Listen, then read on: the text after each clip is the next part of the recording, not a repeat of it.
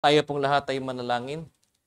Dakilang Diyos, Ama namin banal, salamat po sa mga salita mo na magbibigay sa amin hindi lamang po ng karunungan, kundi maging ng kapakumbabaan.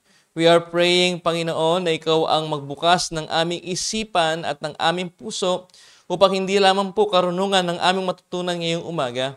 Magkaroon din po kami ng humbleness, mapagkumbabang puso. At ganun din, magkaroon kami ng desire na isa pamuhay ang pag-asa ang ibabahagi ng iyong salita. Si Kristo nawa ang maghari sa aming usapan, sa aming talakayan at pag-aaral. Ikaw po ang magtago sa akin sa iyong likuran at walang ibang matataas, Panginoon, kundi ang dakilang mong ngalan lamang. Salamat po sa pangalan ng aming Panginoong Yesus. Amen. Makakaupo na po tayo.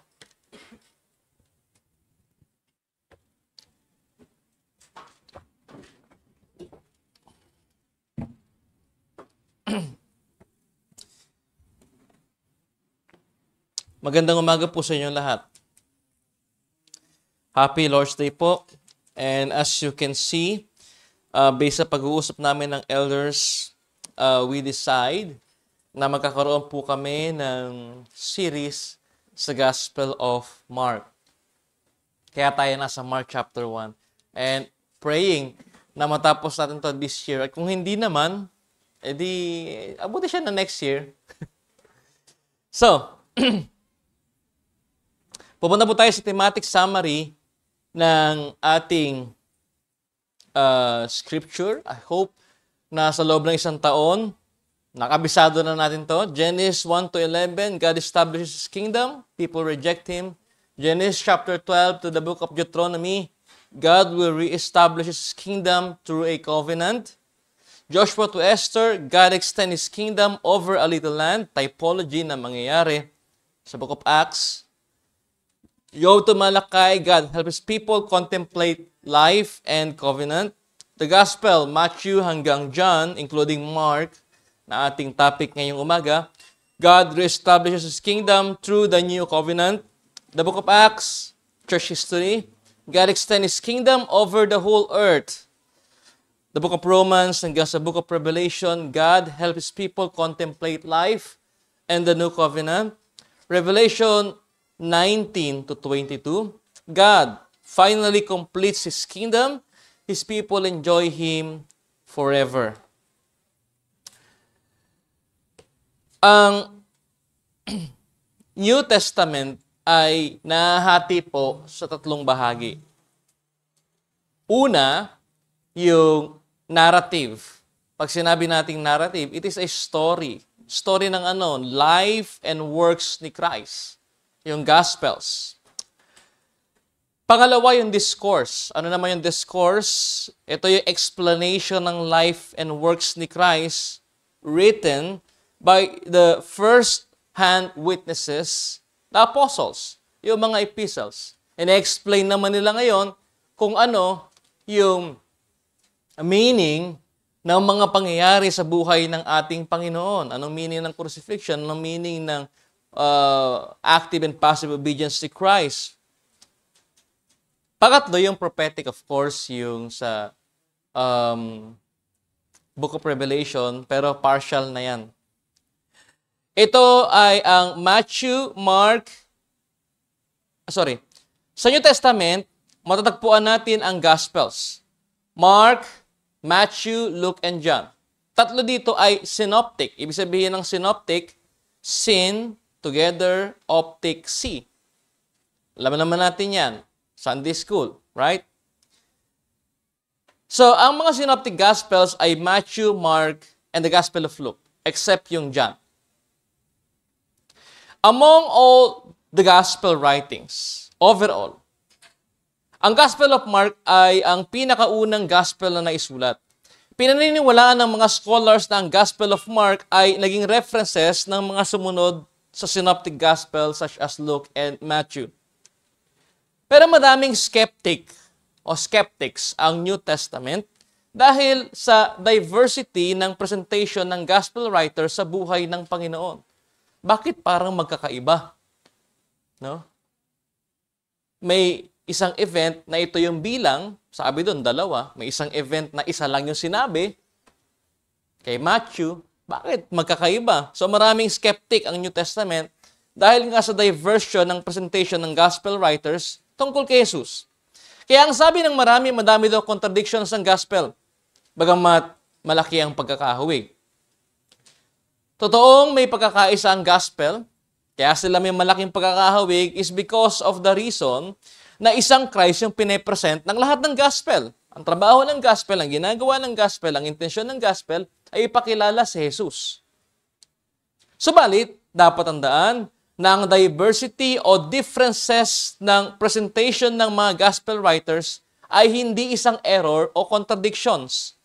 Ito ay nakabase sa kanilang intent. Sino ang kausap nila? Paano nila gustong ipakita sa kanilang audience kung sino si Jesus? Anong katotohanan kay Jesus? Dito natin makikita yung tinatawag nating organic inspiration. Pag sinabi natin organic inspiration, hindi ito mechanical, hindi ito dynamic. Pag sinabing organic inspiration, ito yung pagpapasailalim sa kalooban ng Diyos, sa nais ng Diyos isulat ng writers without suppressing their identity. Did you get me? Like for example, ako ay, hypothetical example, ako ay writer ng New Testament. E-engineer ako. Gagamitin ng Diyos yung aking skill para isulat yung gusto niyang ipasulat. Andun yung personality ko, andun yung emotions ko, andun yung... kaya may mga writing skills. Kung makikita niyo yung writing skill ni Peter, masyadong practical. Now, compare it to the writings of the Apostle Paul. It's different. Pagdating sa educational background. Because mas mataas talaga yung educational background ng isa. Nakuha po natin? At isa sa nais ipakita ni Mark. So, kay Mark na tayo, may organic inspiration ito. Paano ba sumulat si Mark? Ano yung writing style niya?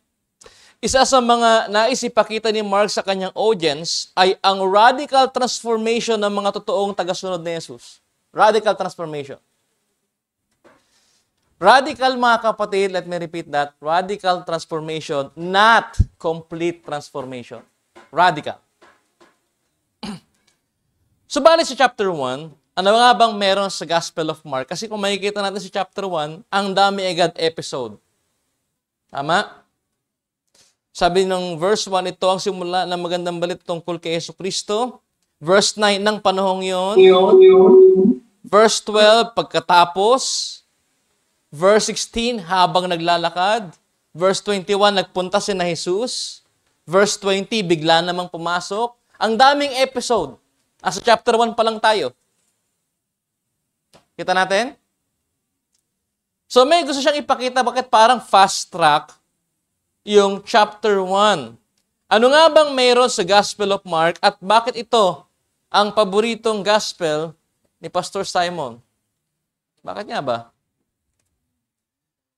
Ang Gospel of Mark ay nagpapakita na si Jesus ang hari at tagapagligtas. Hindi lamang ng mga Hudyo, maging ng mga Hintil, lalo na ng mga Romano. Nakafocus kasi yung mga Romano noon sa kayang gawin ng Diyos. Marami silang Diyos. Yung mga Romans, pagans yung mga yan eh. So ang question nila lagi, anong kayang gawin ng Diyos na yan? Kaya makikita natin yung Book of Mark, nakafocus o may emphasis sa works ni Christ. Ipinakita ni Marcos na ang paghahari at pagliligtas ni Jesus ay gagawin niya sa pamamagitan ng paglilingkod. Yes, the Gospel of Mark is presenting Christ as the suffering servant.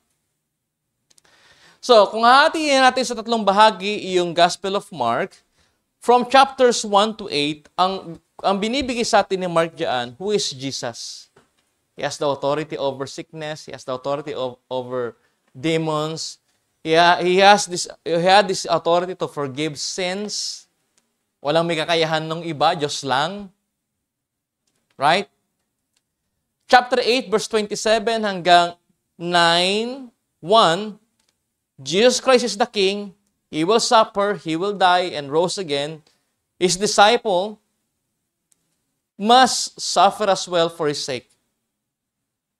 Chapter 9, verse 2 to 16, why did He came? Bakit siya naparito? What is our benefit and response in His incarnation, death, and resurrection? So, ang ganda pala ng thesis presentation ni Mark. Sino si Jesus? Anong gagawin niya? At anong benepisyo natin sa lahat ng ginawa ni Jesus? At sa tamang pagkakakilala sa ating Panginoon. Now, if you will ask an average Christian kung anong favorite book of gospel niya, bihira yata yung sasagot ng Gospel of Mark. Right? Kadalasan, kapag may nagtatanong kung anong dapat niyang unahing basahin sa New Testament, ang sinasuggest ng marami, Gospel of Mark, dahil ito yung pinakamaigsi. But, the Gospel of Mark reminds us that there is a reality na ang lahat ng mananampalataya sabihin, we know that Christ is the Son of God. But ang question is, anong effect nito sa atin? We know that we are called to be part of the Great Commission, pero bakit hindi natin dinidesire? Bakit ang katotohanan kung sino si Jesus at kung ano ang dapat gawin ng mga mananampalataya sa Kanya ay hindi nagiging calling at identity ng church? The answer is simple, they missed the purpose of John Mark's Gospel. Ano nga ba ang purpose ng pagsulat niya? Ano nga ba ang gusto niya iparating sa atin sa pamamagitan ng kanyang gospel presentation tungkol sa kung sino si Jesus? At kung isa-summarize natin, mga kapatid, ang Gospel of Mark sa isang verse lamang, o kaya hanapin natin ngayon ang purpose ni Mark sa kanyang pagsulat, I believe na makikita natin ito sa Mark chapter 10, verse 45. Anong purpose niya? Tingnan natin. Mark chapter 10, verse 45.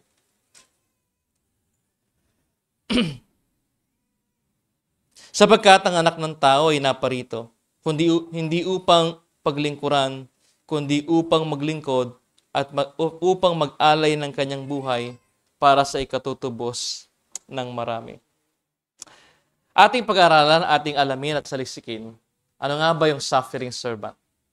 Title po ng message natin, si Jesus, ang anak ng Diyos, ang dakilang lingkod at tagapagligtas ng sanlibutan. At meron po tayong 3 puntos ngayong umaga. Unang puntos, simula ng mabuting balita ng kaligtasan. Paano ito sinimulan ni Mark? Sa verse 1, ito ang simula ng magandang balita tungkol kay Jesucristo, ang anak ng Diyos. Merong clear declaration of the main purpose of Mark's letter, yung kanyang gospel. Ano yung purpose? To present the gospel. Ang mabuting balita, ang magandang balita, tungkol kanino? Sino yung centerpiece ng gospel na pinapresent niya? Jesus Christ, the Son of God. Now, highlight those words. Jesus Christ, the Son of God. Yan ang gusto niyang ipakita. Ang panimula ng gospel ni Mark ay nagpapakita din ng fulfillment ng Old Testament prophecy since, sa English version, this is the beginning. Sa Tagalog, ito ang simula. Pero sa English, this is the beginning. Since ang beginning na sinasabi niya ay nagsimula sa ministry ni John the Baptist, ang forerunner ng Messiah. Let us be reminded that in chapters 1 to 8, sabi natin kanina, binibigyan tayo ni Mark ng idea kung sino si Jesus. And one of the failure of modern evangelicalism is the removal of Christ in their presentation of the gospel. They believe that salvation requires no repentance. Just believe in Jesus and you will be saved. Now, speaking of John the Baptist, we find in verse 4, look at verse 4, that the gospel is a call to repentance as well. At dumating nga sa ilang si Juan na taga-bautismo na nangangaral, pagsisihan ninyo talikuran ang inyong mga kasalanan at pabautismo kayo upang kayo patawarin ng Diyos. So sabi dito, the gospel is a call to repentance as well. Kung aalisin natin ang demand of repentance sa gospel, we will end up believing that programs can evangelize. Do you believe that? programs can evangelize? No. It is the people who evangelize. Pinapalitan ng marami ng programs yung mga changed and forgiven people para mag-evangelize, hoping that these programs can be the salt and light of the earth. Is that possible? Pwede ba mangyari yon? Hindi. They miss the presentation of John Mark that Christ, the King and the Lord, exercised His kingship by serving others, and He wants His follower to serve the others as well, because according to Mark chapter 10, verse 45, the King will serve by giving His life as a ransom for many, and He commanded His followers to follow His example since, tandaan natin, having authority in God's kingdom is always about serving others. Do you want authority in the kingdom? Serve.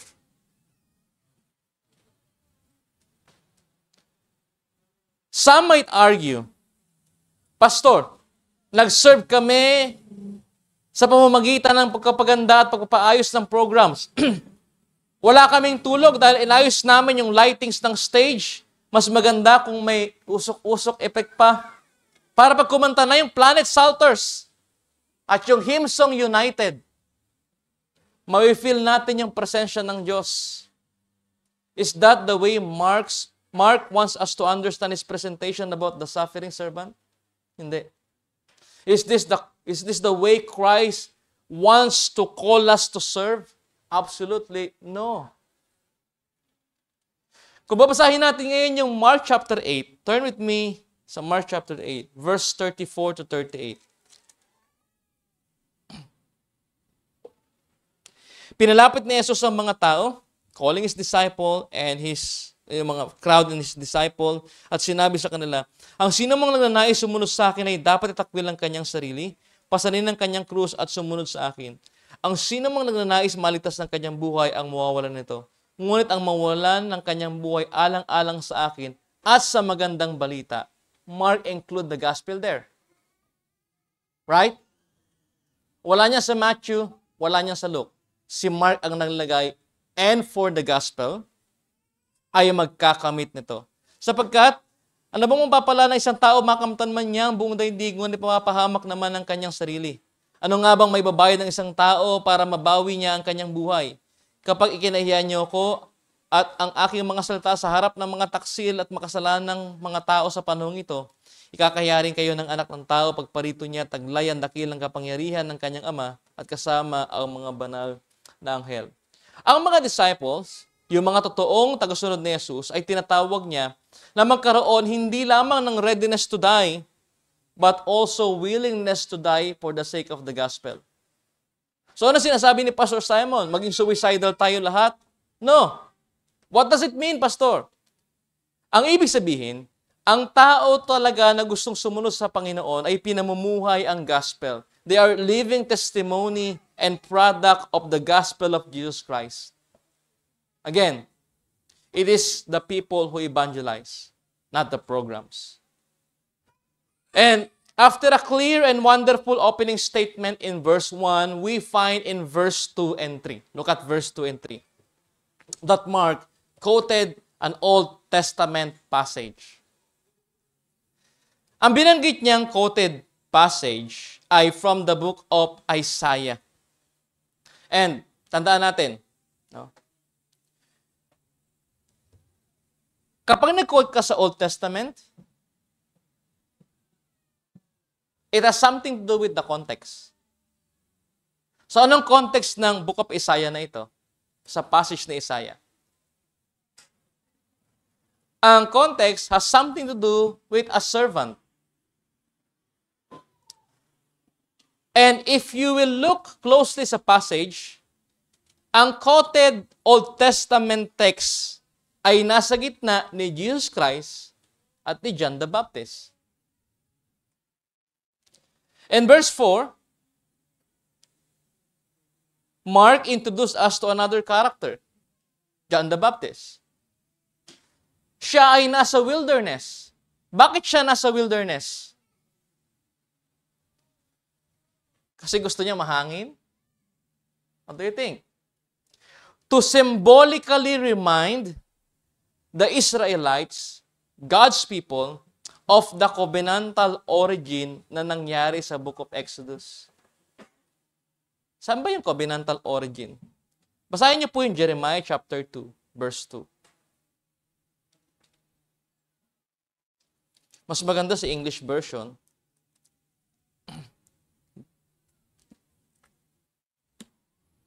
Jeremiah chapter 2, verse 2.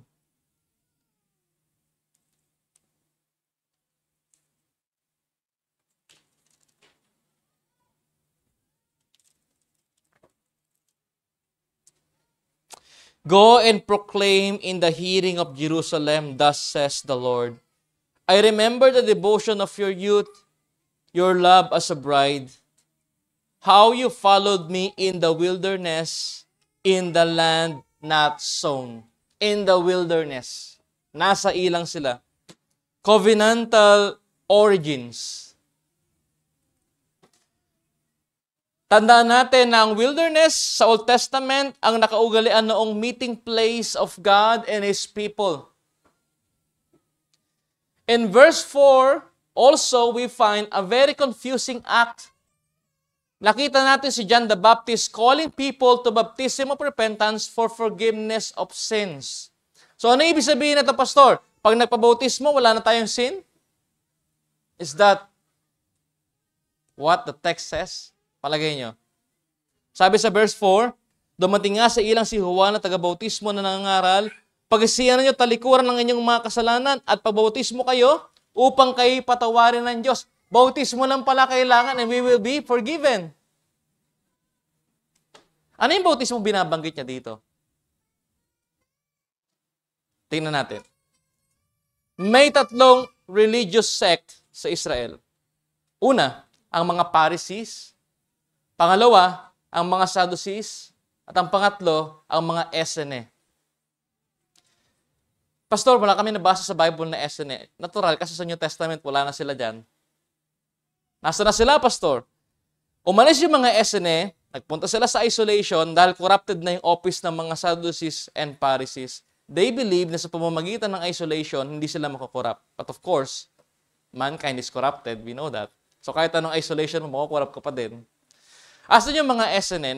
Nag-isolate sila sa Qumran Cave, kung saan nandun yung Qumran River. Sa Qumran River, nandun yung Dead Sea Scroll.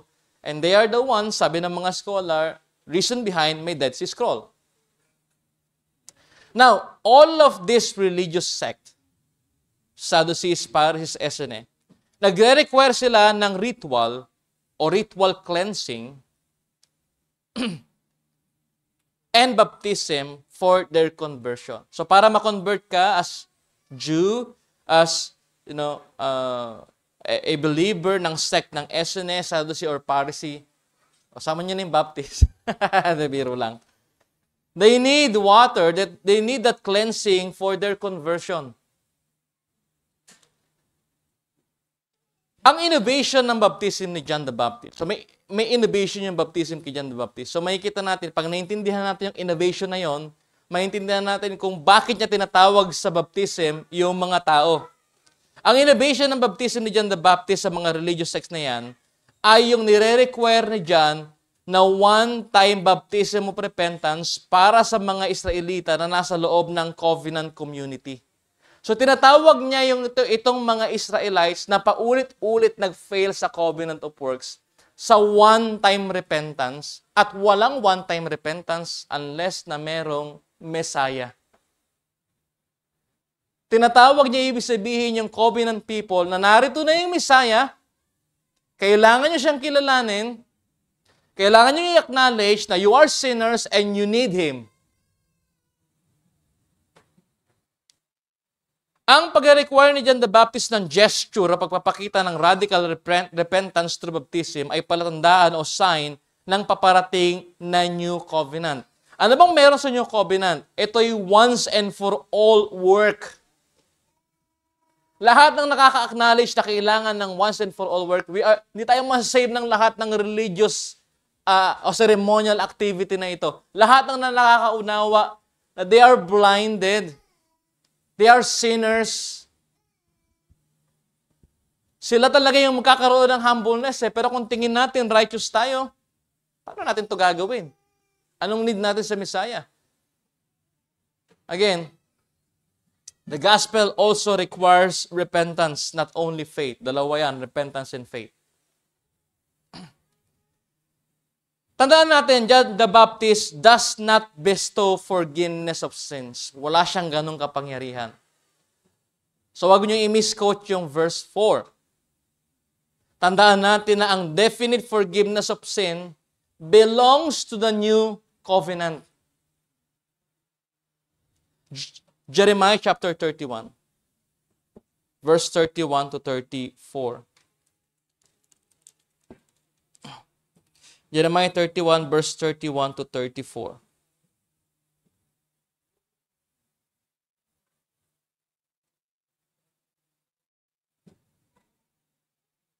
Behold, the days are coming, declares the Lord, when I will make a new covenant with the house of Israel and the house of Judah, not like the covenant that I made with their fathers on the day when I took them by the hand to bring them out of the land of Egypt.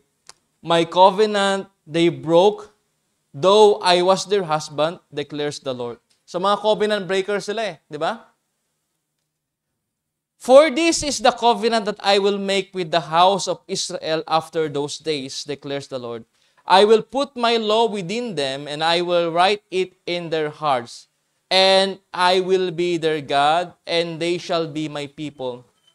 And no longer shall each one teach his neighbor, and each his brother, saying, Know the Lord, for they shall all know me, from the least of them to the greatest, declares the Lord. For I will forgive their iniquity, and I will remember their sin no more. Ito yung inaantay nila. So ano sabi doon? Walang magtuturo sa kanila kasi maiintindihan nila. They are all sinners. Maunawaan nila yon. Ang isang taong regenerated, hindi niya agad maiintindihan na ligtas siya. Ang una niyang makikita, sinner siya. And desperately, he needs a Savior.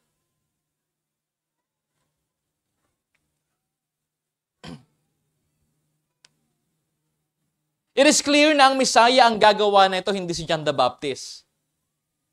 In fact, sa fourth gospel, sa Gospel of John, si John the Baptist nag-testify siya na si Jesus Christ is the Lamb of God that takes away the sins of the world. So kapag kinote sa inyo yung Mark chapter 1 verse 4, na sinasabing requirement for salvation, yung baptism, lahat ng saved kailangan bautismuhan. Lahat ng kasama sa covenant family kailangan bautismuhan as a sign and seal.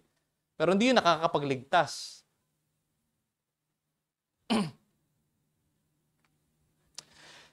And in verse 5, we find that Mark put a literary exaggeration dyan sa English version by stating all. So yung buong Israel ba nagpunta sa kanya?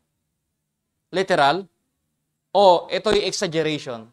Kasi kung lahat, dapat pati yung kanilang mga Pharisee, yung kanilang mga priests, even their king, ay nariyan. Bakit siya nalagay ng all?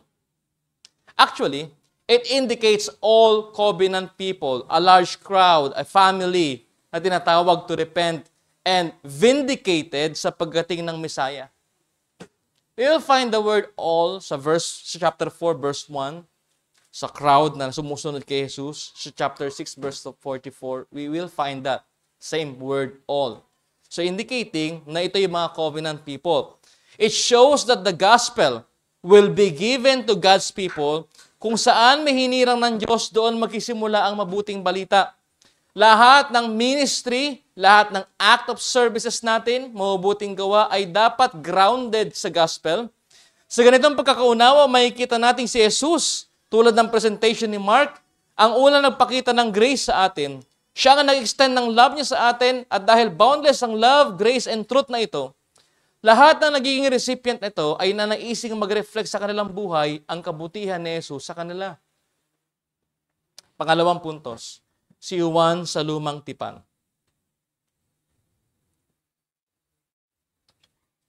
Excuse. Sa verse 4, nakita natin ang introduction ni Mark kay John the Baptist, ang forerunner ng Messiah.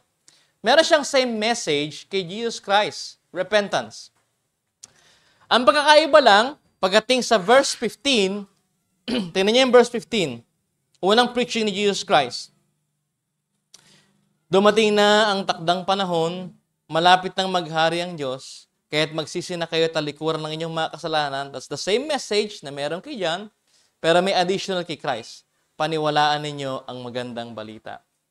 Bago tayo dumako dyan, sa verse 14 to 15, meron munang isang event na tatalakayin natin mamaya, which is the baptism of Christ. Anong meron doon? Kasi may kinalaman yun sa announcement niya. Mamaya. Pero i-compare muna natin ngayon yung message ni John the Baptist at message ni Christ. Pareha silang nagko-call to repentance. Ang pagtawag ni John has something to do sa pagdating ng Messiah. Malapit nang dumating yung Messiah. Kay Jesus Christ iba, narito siya mismo. At kailangan paniwalaan yung gospel. Anong gospel yung sinasabi niya? Sarili niya. Mark also used the book of Isaiah para ipakita na both of them, the forerunner and the Messiah, ay magiging servants. Both of them will serve.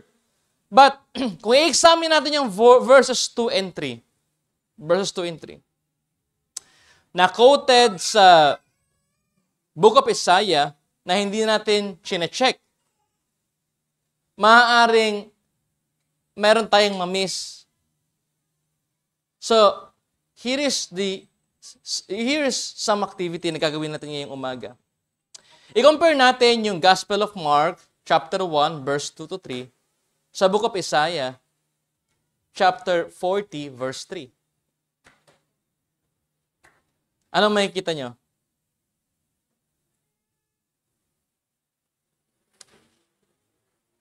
Mark chapter 1, verse 2 and 3. Sa original neto, which is Isaiah chapter 40, verse 3.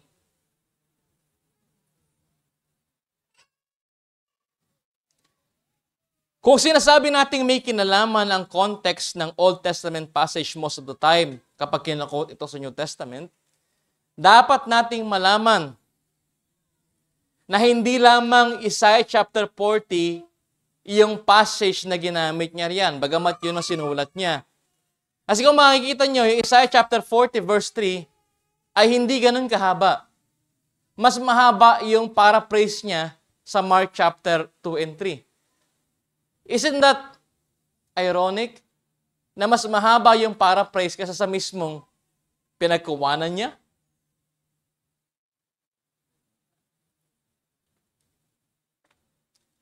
Actually, hybrid yung passage na yan from the Old Testament. Because Mark actually used two different books. Bakit niya lang pinakita yung kay Isaiah? Kasi yung kay Isaiah nagpapakita ng servanthood. Eh kanining isa? Kay Malachi. Malachi chapter 3 verse 1.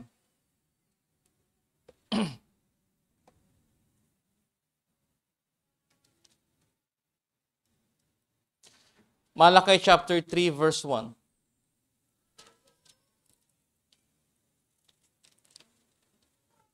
Sinabi ni Yahweh na makapangyarihan sa lahat, ipapadala kong aking sugo upang handa ang daraanan ko.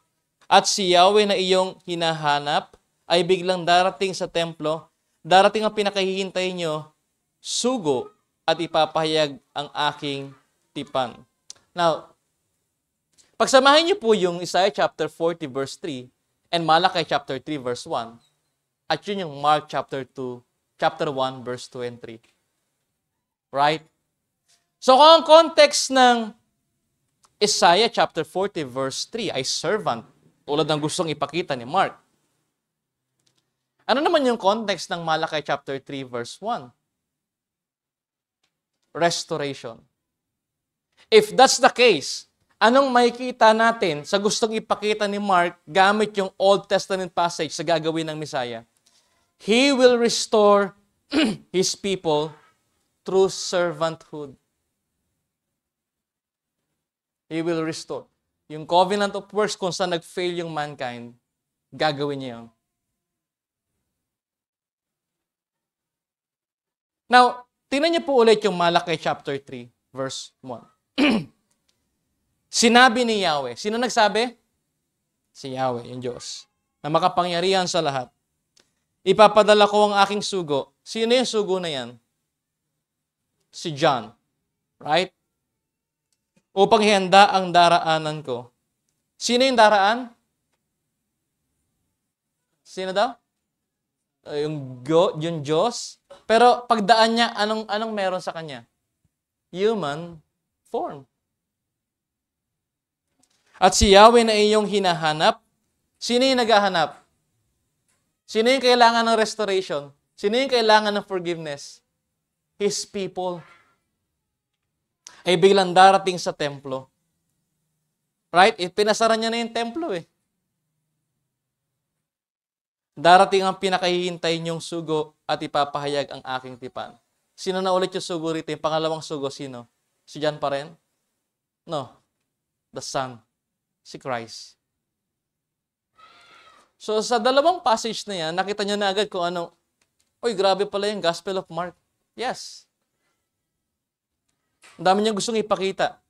Ang dami niyang gustong sabihin.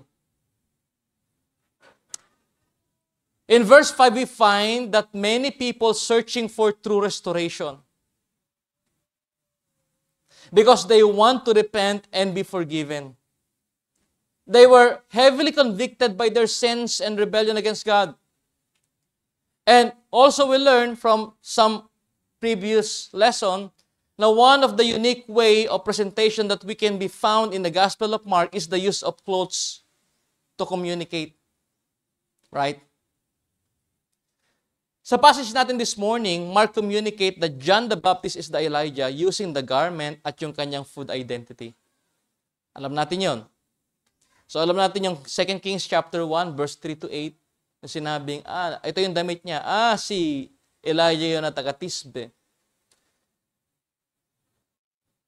Sa Zechariah chapter 13, look at your Bible. Zechariah chapter 13 verse 4 to 5. Sa araw ngang yon, wala nang magmamalaking siya'y propeta. Wala nang magadamit propeta, ni magkukunwaring propeta. Sa halip, sasabihin nilang, sila'y hindi propeta, kundi mga hamak na magbubukid lamang mula sa kanilang kabataan. Ito yung last days. Tama? Anong point dito? Meron siyang simplicity and humbleness, hindi ako yung hinahanap nyo. Tulad ng sinabi ni John. Kung ganito pala, no? Bakit yan dami nagpapakitang propeta ngayon? Nagpapakilalang propeta. Tandaan, hindi reincarnation ni Elijah si John the Baptist, kundi presentation ng ministry ni Elijah in the last days. Ano ba yung ministry ni Elijah sa Old Testament? Sa nakasentro? Nalala niyo sa Transfiguration, naging lesson natin? Malaki chapter 4, verses 4 to 6. Verse 6, He will restore. Right? Sinabi sa Malaki chapter 4, andun si Moses, pagkatapos si Moses darating si Elijah. Para saan? Call people to repentance so that magkakaroon ng restoration. Bagamat ang ating napag-usapan ay tungkol sa katuparan ng pangako ng Diyos sa Old Testament at ang pagkatao ng forerunner ng Messiah, let us be reminded that John the Baptist himself points everything to Christ. Makikita natin na both John the Baptist and John Mark in his gospel simply tells us that everything we need to be restored and be forgiven can only be found in Christ. Mark wants us to know that when Christ came, listen, He turned the world upside down. He redefined the meaning of greatness. Di ba nag-aaway-aaway yung mga disciple? Ako yung mas greater. No, binago ni Christ yung meaning, nire-redefine niya yun. The meaning of love. The meaning of sacrifice. The meaning of forgiveness. Because akala natin sa pamamagitan ng ating mga gawa, tayo mapapatawad, hindi sa ating pananampalataya. The meaning of servanthood. And the meaning of humbleness. Finally, the meaning of Messiah. Ano bang thinking ng mga disciples sa meaning ng Messiah?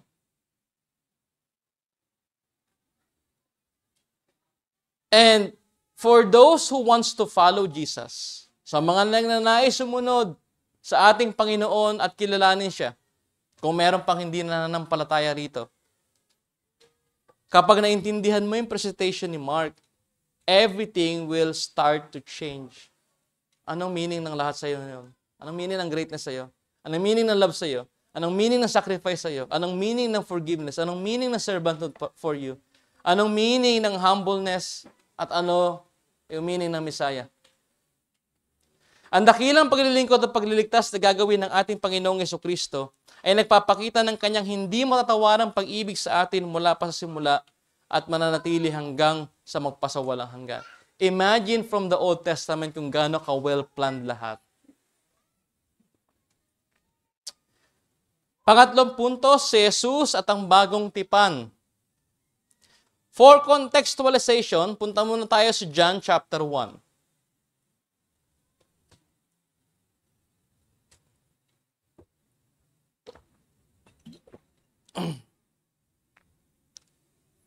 Verses 19 to 28, nakita natin si John the Baptist, nag-testify siya in front of the religious people about Christ. Hindi daw siya yung Christ.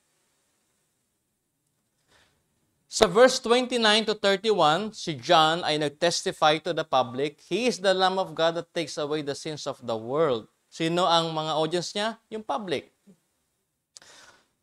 Sa pangatlong pag-testify niya, verses 35 to 37, John testified to his disciples.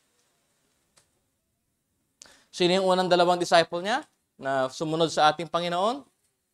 Andrew and James. And if we will continue the narrative ng Gospel of John, we will find in chapter 3, verse 25 to 30, na yung mga disciple na John ay nagkatalo-talo na tungkol sa sacrament, paglilinis. At sabi ng isa, naalala niyo po ba yung binautismo niyo sa ilog Jordan? Mas marami na siyang binabautismohan kaysa sa atin. May jealousy na, may friction na. John the Baptist, nakita natin, the greatest human being walk on earth according to Christ. Of course, ibang level si Christ. No? Matthew chapter 11, verse 1, si John ang Elias. Siya yung greatest human being, umakad sa earth. Ang sabi ng greatest human being na ito, o ang ginawa ng greatest human being na ito, he points everything to Christ. He must increase. I must decrease. Now let's go back sa ating main text, Mark chapter 1, verse 7. Kasi makikita natin dyan, John the Baptist preached. Anong laman ng preaching niya? Ang laman ng preaching niya is all about the identity of the one whom he announces and before whom he is unworthy to kneel. Why is that? Because yung personality ng taong ito ay nagpapakita na ang katuparan ng lahat ng Old Testament prophecies na binasa natin kanina, Jeremiah, Zechariah, Malachi, Isaiah, ay nangyari na. Yung totality and ultimate fulfillment ng lahat ng Old Testament passages na binasa natin ay yung pinapakilala ni John sa kanyang preaching.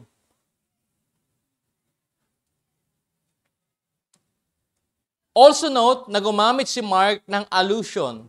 Alam natin yung allusion? Alam na natin yung meaning nun. In verse 8, we find the third person, Holy Spirit. Basahin natin yung verse 8.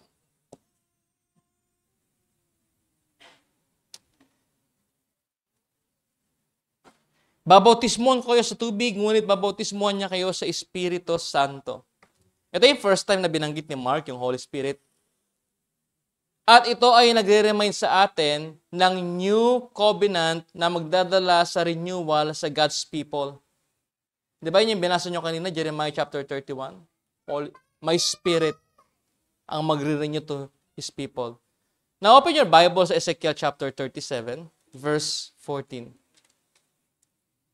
Verse 14. Hihingahan ko kayo upang kayo mabuhay at ibabalik ko kayo sa inyong sariling bayan. Sa gayon, malalaman ninyo na akong si Yahweh ang nagsabi nito at aking gagawin. Through the Son, the Lord Jesus Christ, na minimension at pinapakilala ni Mark sa verse 1. Ano ulit yung nakasulat sa verse 1? Ito ang simula ng mabuti o magandang balita tungkol kay Jesucristo, ang anak ng Diyos. Yan ang pinapakilala niya, right? No?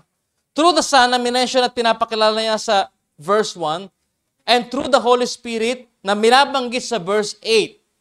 Tandaan natin, ang Son, He has the full measure. He possessed the full measure. Katulad na sinasabi sa Isaiah chapter 42 verse 1, Isaiah chapter 61 verse 1, yung Holy Spirit ay nasa kanyang possession in full measure. The Son fulfills the role by pouring out the Spirit on the day of Pentecost. Yung simula ng church, yung expansion ng church.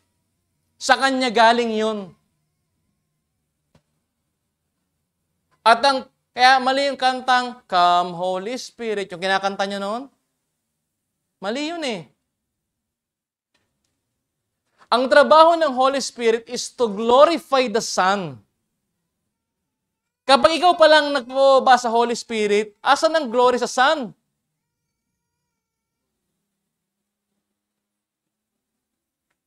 Sa madaling sabi, sa verse 7, John mentioned na mas greater sa kanya yung darating. Greater saan?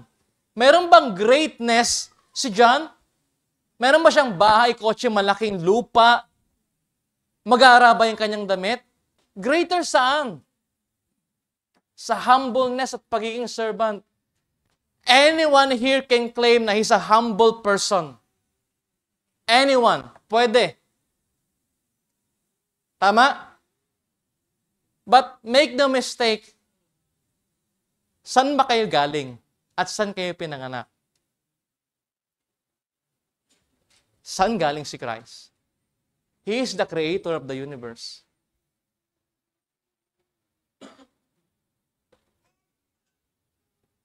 Infinite become finite.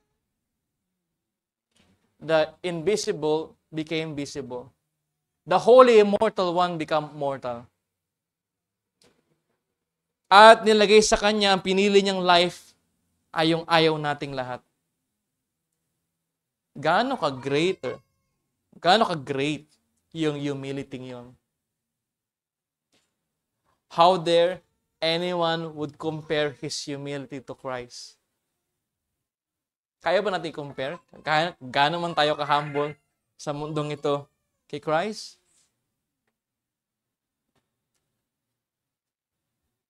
Makikita rin natin na sa verse 8, may binabanggit si John na different baptism. It has something to do with the active and passive obedience of Christ. Pag sinabi natin active obedience, ito yung gagawin ni Christ, covenant of works, gagawin niya lahat ng failure ng mankind as a son. Passive obedience, alam natin, yung willingness niya to suffer and die. At dapat maintindihan natin na sa Gospel of Mark, sa first and second announcement ng death ni Christ, sa kanyang upcoming death, wala siyang sinabing reason kung bakit siya mamamatay. Kailan niya sinabing yung reason? Sa pangatlong pag-a-announce niya ng kanyang upcoming death. Mark chapter 10 verse 45. Ano sabi doon? To give His life as a ransom for many. As a servant. Now, examine muna natin para maintindihan natin yung aking argument from the latter part of Mark's Gospel. Mark chapter 15. Open your Bible, Mark chapter 15.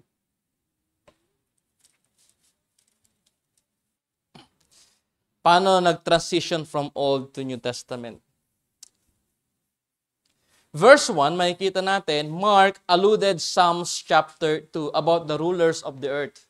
Anong ginagawa ng mga tao diyan, ng mga leaders diyan? Kinaumagahan, nagpulo agad ang mga punong pari, mga pinuno ng bayan, mga tagapagturo ng kautusan, at iba pang mubuo sa kataas-taas ang kapulungan ng mga Hudyo. Ipinagapos sila sa Jesus at dinala kay Pilato.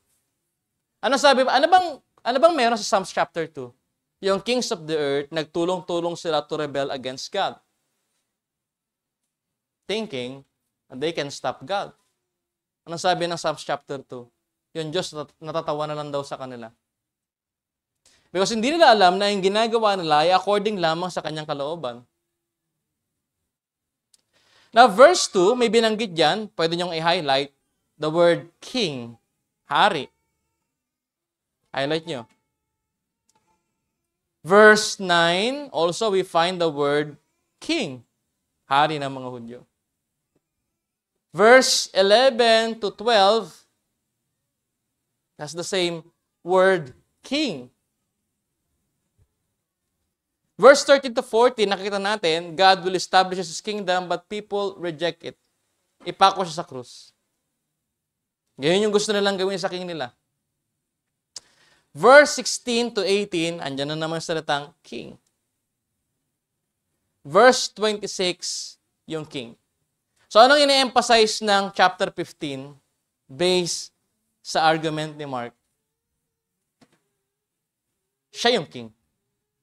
So sa chapter 1, pinakita na ito si Jesus, ito ang simulan ng magandang balita, si Jesus ang anak ng Diyos. Tama?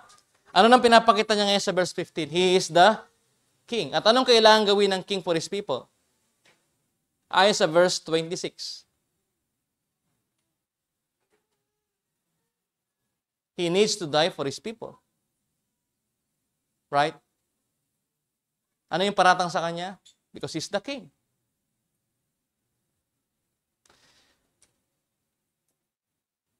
Now, anong gagawin ng king for his people? Balikan niyo yung Mark chapter 1. Again, kung nakinig kayo sa introduction natin kanina na-address yung Gospel of Mark? Sino yung original audience nito? The Gentiles. The Romans. Right? Sabi niya, ito ang simula ng magandang balita tungkol kay Jesucristo, ang anak ng Diyos. Now, back to Mark chapter 15. Mark chapter 15 verse 39. It says here, nakatayo sa harap ng krus ang isang opisyal ng mga kawal, centurion, isang Gentile. Nang makita kung paano namatay si Jesus, sinabi niya, tunay ngang anak ng Diyos ang taong ito. Sino nag-reveal? Paano gustong i-open ni Mark yung gospel niya? Even the Gentiles, you will know that this is the Son of God.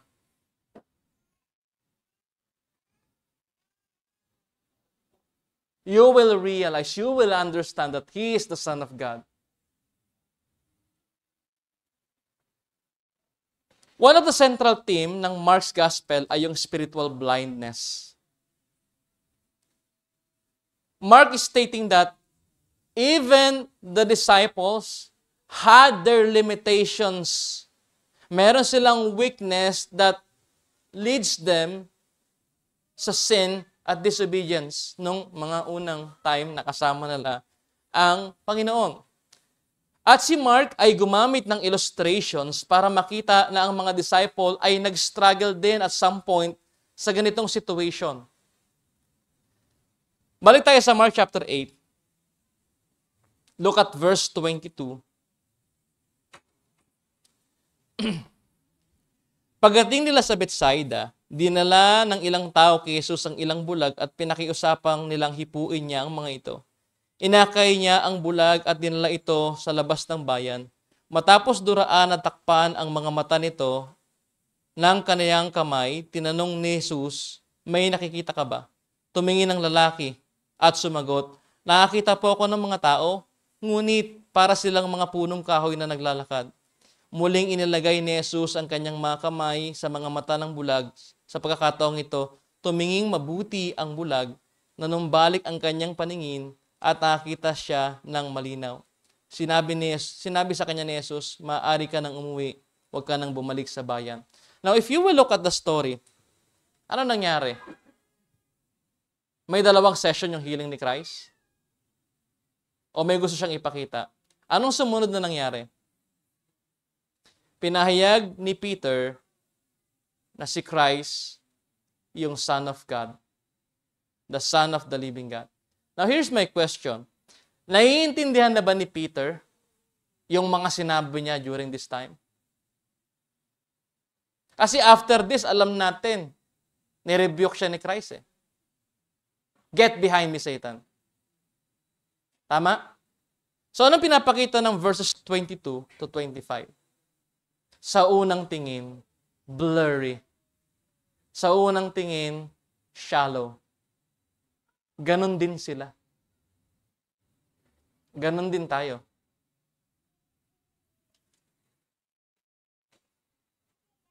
Makikita natin yung sinabi ni Jesus dito sa verse 30. Huwag niyong sabihin kanino man kung sino ako. Sa English version, charge them. Right? ESV. Charge them. Right? Am I right? 8:30. Charge them. Right? Pero ang Greek word kasi dyan ay rebuke. Yung rebuke ni Christ kay Peter dito is the same strong word, same strong Greek word na ginamit niya to rebuke the demons in chapter 1.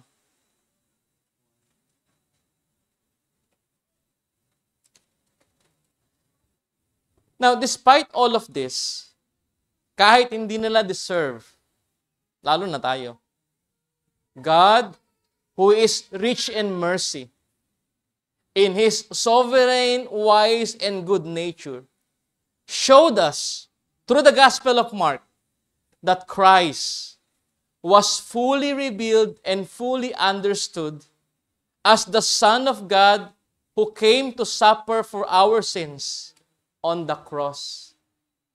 Doon nila naintindihan lahat. So sa unang tingin, ba't sila nagtakbuhan? Ba't sila nag-fail? Shallow. Unang tingin.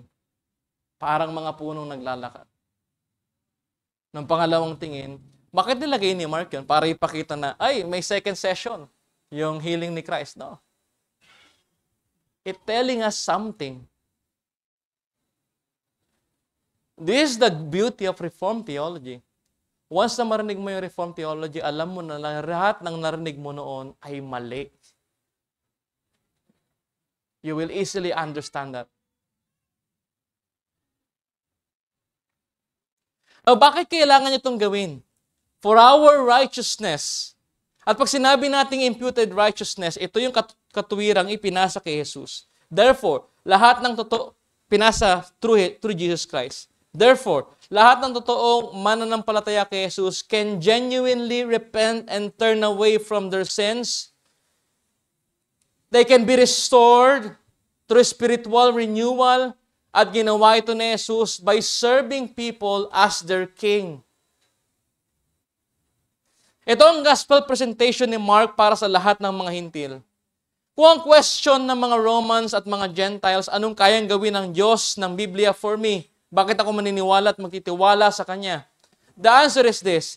This is what the one true God can do for you. He can save you. He can restore you. He will love you and change you through His act of service. At nireveal ito sa baptism ni Christ. Basahin natin yung verses 9 to 11. Mark chapter 1, verse 9 to 11. Nang panahong iyon, dumating si Jesus mula sa Nazaret sa Galilea at siya'y binautismohan ni Juan sa ilog. Pagkaahon ni Jesus sa tubig, nakita niyang bumukas ang kalangitan at bumaba sa kanyang ang espiritu na tulad ng isang kalapate. Narinig niya ang isang tinig na mula sa langit at nagsasabing, ikaw ang minamahal kong anak, lubos kitang kinalulugdan. Naalala niyo yung mga passage na binasa natin from Jeremiah, from Isaiah? So what do you learn from that? Nangyayari na dito. Right?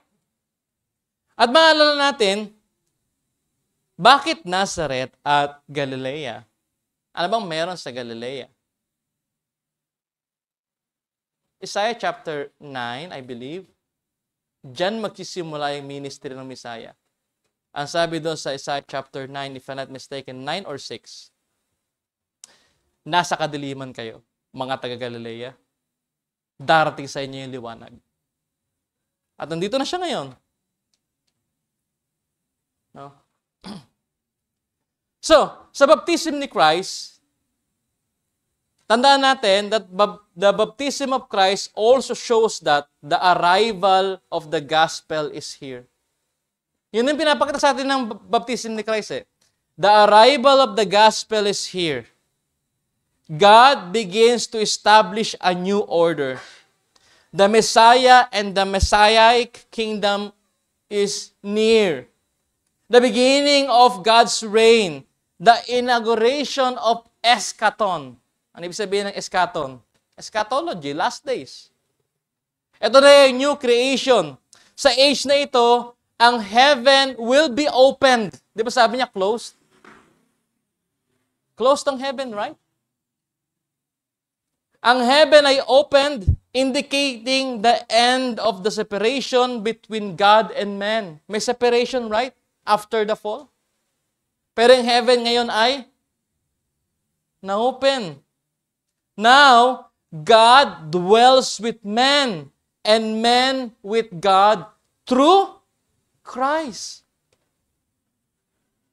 Nagkatamang tao na siya, hindi siya maabot dati, andito na siya ngayon. It is also a reminder about the mighty outpouring of the Holy Spirit. Ito ay yung dadalihin ng Messiah. The Father speaks to His Son, Christ, and by implication, yung epekto nito, to all of His sons sa atin.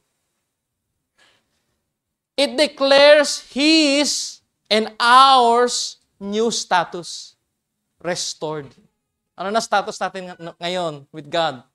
Restored. Let us be reminded that in the Old Testament, anong matatagpuan natin sa Old Testament? Separation between God and man. Ang fall, yung sin ni Adam, simply means absence from God's presence. Fall. Pinaalis na sila. And we find Adam is no longer ruled for God. No longer ruled for God. Hindi niya nakaya yung covenant of works. Bagamat inalaw ng Diyos ang limited access to Himself sa tabernacle, sa temple, makikita natin sa baptism ni Christ at sa cross, yung new era ay dumadating. Ang heaven ay bumaba sa lupa at nagpapakilala bilang Messianic kingdom through the gospel. Tandaan niyo yan. Tandaan niyo po, si Jesus, ang gospel at ang kingdom of God ay iisang mensahe. They are in group. Pag nakarinig ka ng message of the kingdom pero wala si Christ, that's not the gospel. Tama? Magkakasama yung tatlong yon. Sa verse 10, we find that when Jesus came up out of water, immediately He saw the heavens torn apart open, and the Spirit descending on Him like a dove. Kita niyo po yan? Ang tearing of heaven ay mighty and powerful act of God. Walang taong kayang gumawa nun. Sa Old Covenant, ang equivalent Hebrew word na ito ay tearing open of the Red Sea. Diyos din yung gumawa nun, right? It's the same or equivalent Hebrew word. Katulad din nito nung sa Isaiah chapter 48, verse 21, nung niremind niya yung mga Israelite kung paano biniyak ni Moses yung bato. Tearing apart.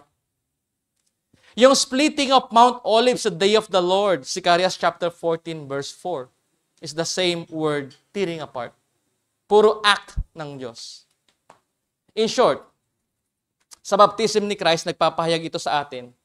It is a call for the heavens and the earth to be reunited. O reunited. Pag-iisahin silang muli, tulad ng disenyo nito noong una. And in baptism of Christ, Mark shows us that this is now being fulfilled in Christ.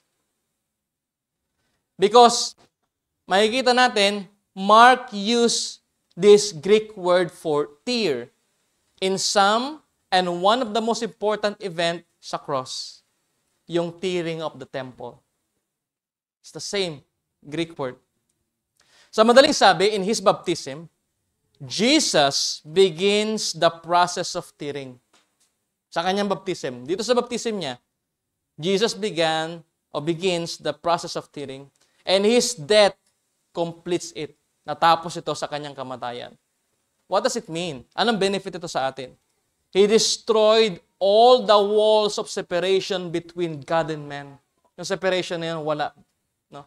Inopen niya yung heaven for a repentant sinner like you and me. Because of His active obedience, dahil sa kanyang work, the way into holy place is now opened once and for all. He opened the way for reconciliation. Binuksan niya yun. Sabi ng Father, "You are my Son whom I love. With you, I am well pleased." Look at that word. This is the highest point of revelation of Jesus as the divine Son. At ito rin ang last of eschatological sign. Hindi rapture. Ang last eschatological sign ay yung pagdating ng Son. That is the last days. Yung beginning ng last days. Kapag dispensational ka, mag-aantay ka pa ng rapture bago mo bilangin yung last days. Ito na yung huling eschatological sign. Sa pagpapatuloy ng Gospel of Mark, ipapakilala ni Mark ang only Son of God at ang redefinition ng sonship. I-redefine ni Christ kung ano ang tamang understanding sa pagiging Son of God in a way na hindi inaasahan ng lahat ng panahon niya. Ano bang meaning sa iyo pag sinabing Son of God? Lahat ng gusto mo masusunod. Ikaw ang pinakamakapangyarihan sa lahat. Ganun ba siya dumating as the Son? No.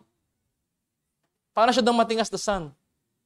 Anong pinakita niya as the Son? Ipinakita ni Mark, napapakita ni Jesus kung anong definition ng obedient Son sa kanyang humanity. Sa kanyang perfection in His obedience to the Father's will, kahit pa sa suffering and death. Matatandaan natin ang unang promise ng sonship ay ibinigay kay Abraham, tapos kay Israel. Tinawag silang God's Son. Yung mga kings ay typology ng Son, tinatawag silang Son of God. Sa Gospel of Mark, makikita nating hindi sinimulan ni Mark ang gospel sa genealogy katulad ng kay Luke at kay Matthew. Walang genealogy sa Gospel of Mark. Ang simula ng Gospel of Mark ay hindi sa salinlahi ni Jesus. Ang simula ng Gospel of Mark, ito ang simula ng magandang balita tungkol kay Yesu Kristo, ang anak ng Diyos, period. Walang genealogy. What is the reason? Ito ay dahil ang gustong ipakita ni Mark ay tungkol sa katotohanan ng si Jesus, ang antitype o kabuuan ng lahat ng iyon.